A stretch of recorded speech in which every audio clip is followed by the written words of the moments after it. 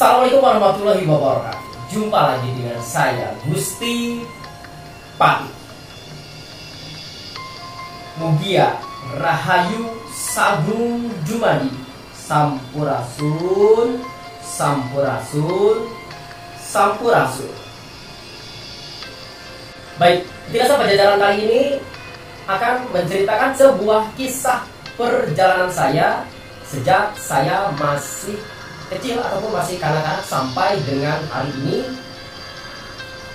Ini adalah kelanjutan dari episode sebelumnya di part 1 dan ini adalah part 2. Baik para sahabatku, para teman-teman yang ada di luar sana, mudah-mudahan pada saat menonton video ini Anda semua dalam kondisi sehat walafiat, tak kurang suatu apapun. Mudah-mudahan Allah selalu memberikan perlindungan kepada para sahabatku dan para pemirsa yang ada di rumah yang selalu setia menyaksikan video saya. Baik, di part 1 saya menceritakan sebuah perjalanan hidup saya sejak kecil yang mengalami hal-hal gaib, yang mengalami hal-hal di luar nalar. Tentunya pengalaman hal gaib yang saya alami sejak saya masih kecil bukan tanpa alasan. Jadi semua yang saya alami pada saat saya masih kecil memang itu sangat membuat saya merasa selalu bertanya-tanya dan saya merasa aneh. Kenapa saya seperti ini? Kenapa saya begini? Dan kenapa saya berbeda dengan anak-anak pada umumnya?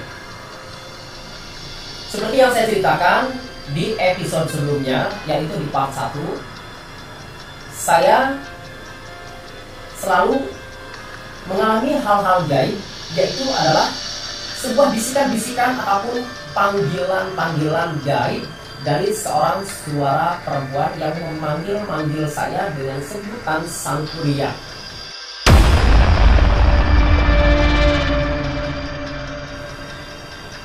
Itu sudah saya alami sejak saya masih kanak-kanak. Dan pada saat itu saya belum paham apa yang terjadi dengan diri saya. Saya nggak ngerti apa yang terjadi dengan diri saya. Dan saya pun tidak menceritakan kejadian-kejadian seperti itu yang saya alami kepada keluarga saya, kepada nenek saya. Sejak kecil saya tidak tinggal bersama kedua orang tua saya, namun melainkan saya tinggal bersama nenek saya. Nah, kejadian-kejadian aneh, kejadian-kejadian yang membuat saya merasa kenapa kok bisa seperti ini, dan yang saya alami ini sesungguhnya kejadian apa? Waktu itu saya belum paham dan saya belum mengerti. Ya wajar lah, namanya juga masih anak-anak ya, masih kecil, jadi memang belum mengerti. Jadi ada panggilan-panggilan gaib, ada bisikan-bisikan gaib, orang perempuan yang memanggil-manggil saya dari kejauhan, seakan-akan suaranya itu ada di balik gunung. Dia memanggil-manggil saya dengan sebutan Sang Kuryang.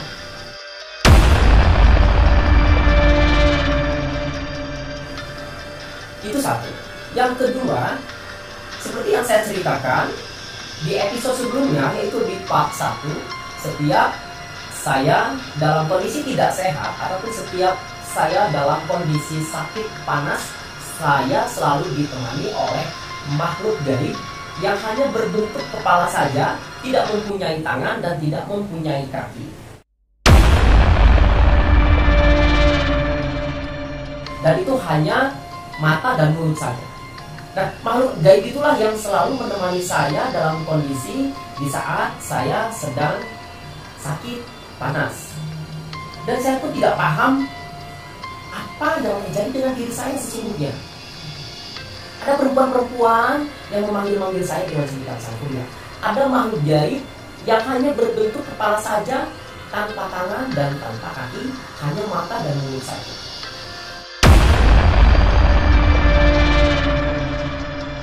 Saya berteman dengan dia, saya seakan-akan bergaul dengan dia di saat saya sedang sakit.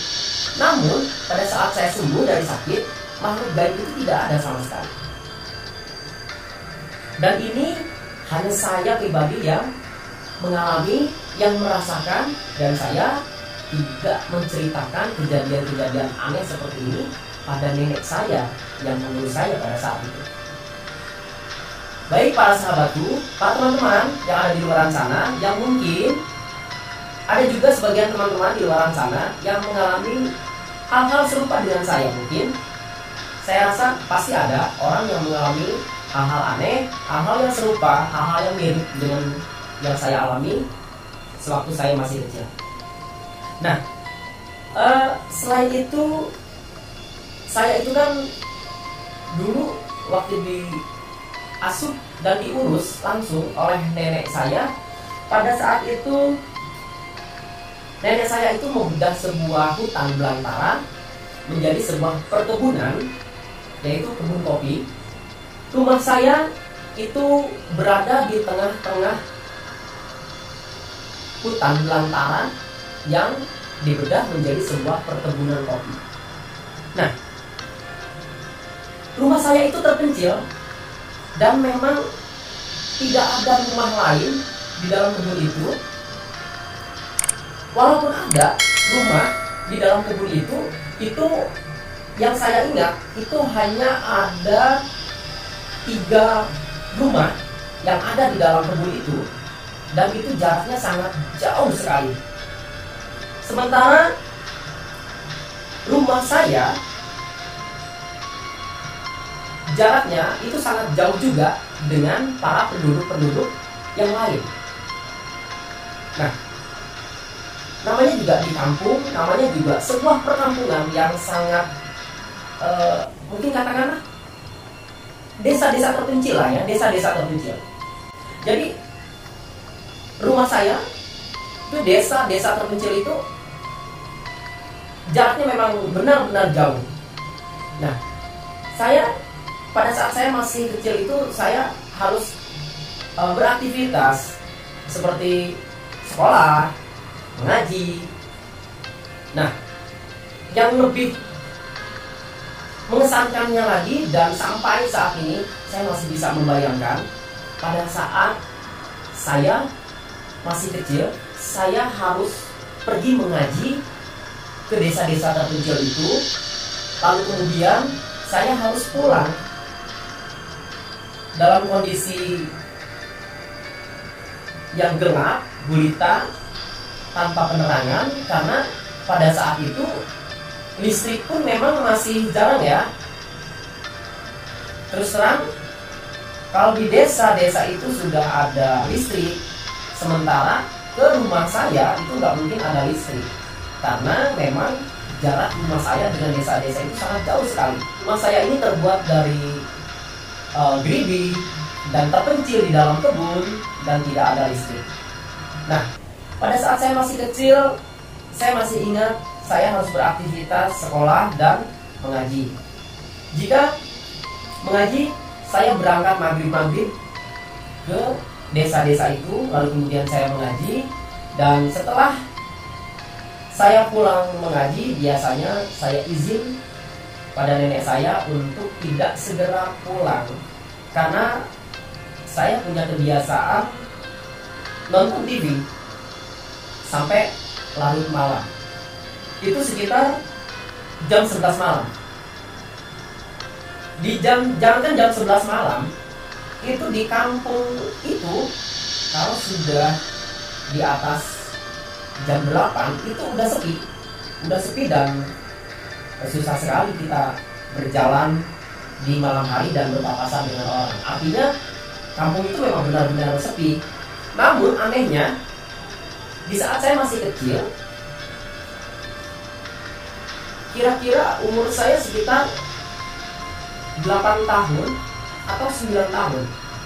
Anak usia 8 tahun ataupun 9 tahun seperti itu harus pulang sendirian, dan rasanya tidak mungkin dilakukan oleh anak-anak di zaman sekarang ini. Nah, namun saya tidak ada rasa takut, tidak ada rasa seram untuk berjalan dari desa itu ke rumah saya yang jauh dan yang terpencil. Seperti biasa, saya pulang menggunakan dengan sebuah obor di tangan. Lalu kemudian saya membawa sebuah Al-Quran di tangan dan saya menyusuri jalanan-jalanan yang gelap gulita dan sepi, tidak ada orang satupun. Dan menurut saya ada beberapa titik jalan yang saya merasakan bahwa jalanan-jalanan di situ memang angker, memang menyeramkan. Namun di saat saya berjalan sendiri, saya merasakan ada sosok-sosok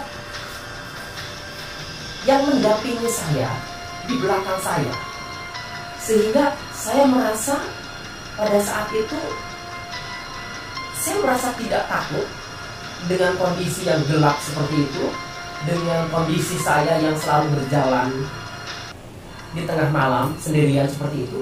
Namun saya merasakan ada seseorang yang selalu mendampingi saya ataupun membuntuti saya di belakang tubuh saya.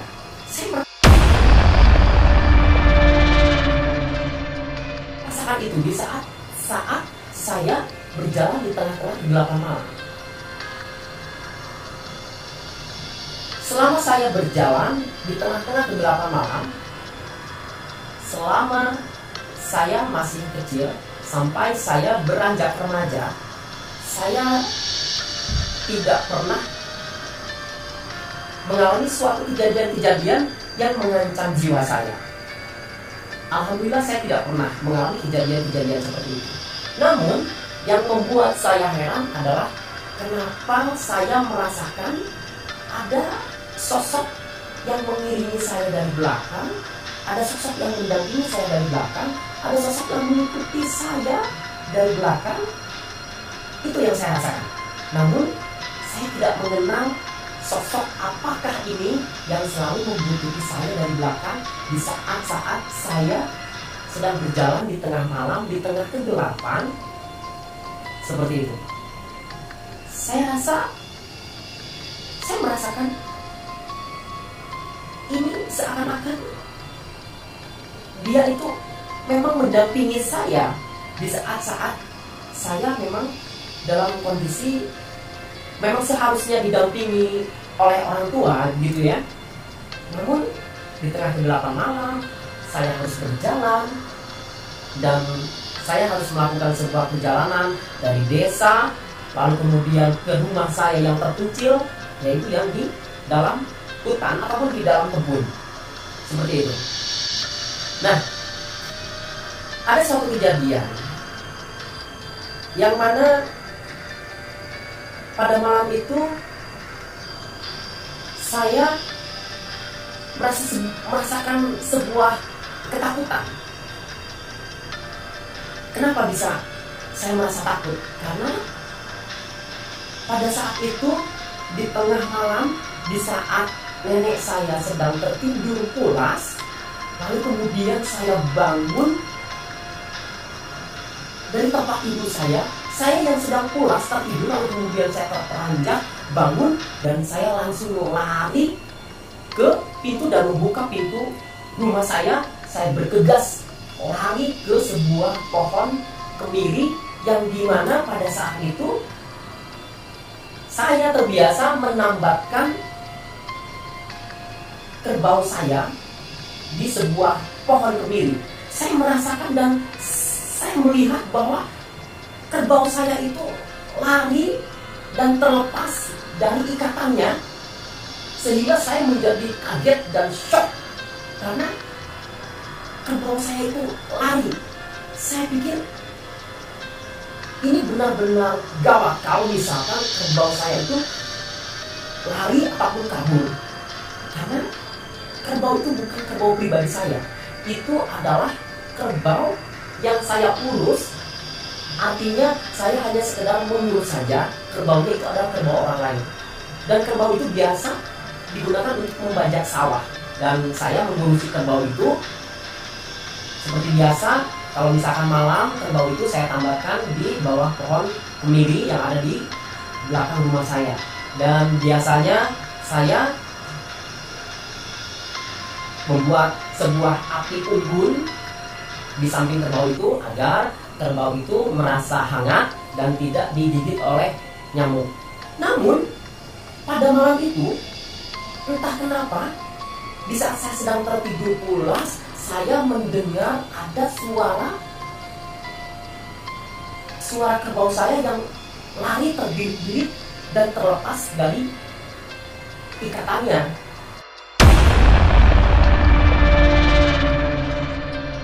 Sehingga saya pun spontan bangun dari tidur saya dan lari mengejar kerbau itu. Kerbau itu lari terus ke bawah ke kebun, di mana di bawah itu ada sebuah pohon aren. Di bawah itu ada sebuah pohon aren dan di bawah pohon aren itu ada sebuah batu besar, ada sebuah bongkahan batu besar yang biasanya kalau misalkan siang-siang saya biasa mengangkut kerbau saya itu di bawah pohon aren itu. Nah, karena yang ada di dalam bayangan saya, di dalam benak saya, kerbau saya itu lari terbirit-birit dan lepas dari talinya. Saya langsung mengejar kerbau saya itu ke bawah pohon aren. Tapi herannya, sesampainya di bawah pohon aren, ternyata saya tidak menemukan kerbau saya itu. Kerbau saya itu tidak berhasil saya temukan. Nah, setelah saya mencari-cari kerbau saya di bawah pohon aren itu, yang ternyata kerbau saya itu memang nggak ada di pohon aren itu. Dan saya terus gelisah dan merasa takut karena memang kerbau itu bukan kerbau milik saya, itu hanya kerbau titipan, kerbau punya orang. Jadi kalau misalkan kerbau itu sampai hilang, yang harus bertanggung jawab adalah saya. Makanya pada saat itu saya merasa gelisah, saya merasa takut.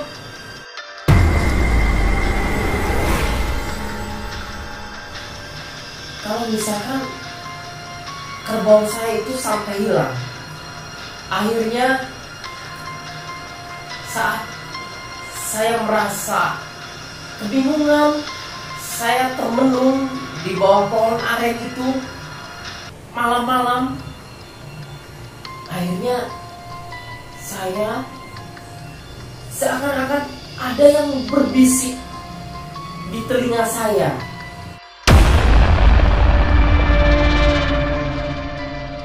Agar saya kembali pulang ke rumah. Seperti itu. Akhirnya ada suara yang berbisik di kuping saya, katanya pulang, gitu kan. Akhirnya saya pulang ke rumah. Entah kenapa itu kejadiannya memang benar-benar di luar dugaan saya.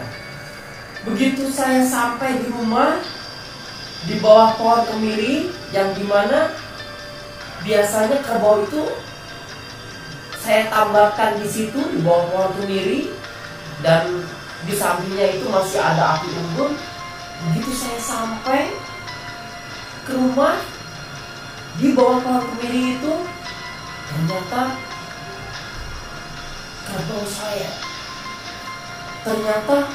kerbau saya itu tiba-tiba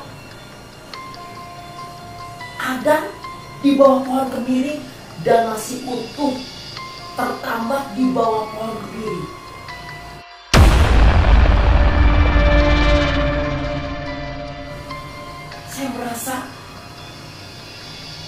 Saya merasa aneh dan gak habis pikir. Kenapa udah jelas-jelas kerbau tadi lari terbirit-birit ke bawah pohon aren, di bawah itu. Tapi kenapa tiba-tiba kerbau saya ini sekarang malah ada di tambat, masih terikat di bawah pohon kebiri. Di situ saya merasa terheran-heran, saya merasa aneh. Akhirnya saya cek ikatan dari kerbau saya itu. Subhanallah, kerbau itu ternyata masih utuh, seakan-akan tidak terlepas dari ikatannya. Padahal udah jelas-jelas saya itu tadi lari keluar dari rumah mengejar kerbau saya itu. Tapi kenapa kok aneh, kok bisa kerbau saya itu ternyata dia malah ada di bawah pohon kemiri dan masih tertambat di situ. Akhirnya dengan pikiran yang tidak habis pikir dan dengan merasa aneh, akhirnya saya masuk lagi ke dalam rumah. Dan saya masuk lagi ke kamar saya, dan lalu kemudian saya melanjutkan tidur kembali. Dan kejadian itu tidak pernah saya ceritakan kepada siapapun dan tidak pernah saya ceritakan kepada nenek saya. Artinya kejadian tadi malam saya keluar dari rumah dan mengejar-ngejar kerbau saya yang lari, itu saya tidak pernah menceritakan kejadian itu dan tidak menceritakan kejadian aneh itu ke nenek saya. Dan itu hanya saya pribadi yang tahu, tidak ada orang lain yang mengetahui kejadian aneh itu. Baik, para sahabatku, para teman-teman yang ada di rumah, terima kasih sudah menyaksikan dan sudah menonton video saya. Dan ini hanyalah sebuah cerita yang dimana saya pernah mengalami suatu keanehan sejak saya masih kecil. Dan cerita ini masih bersambung ke episode berikutnya di part 3. Saya Gusti Pati. Assalamualaikum warahmatullahi wabarakatuh. Mugia Rahayu Sabung Dumadi. Sampurasun, Sampurasun, Sampurasun.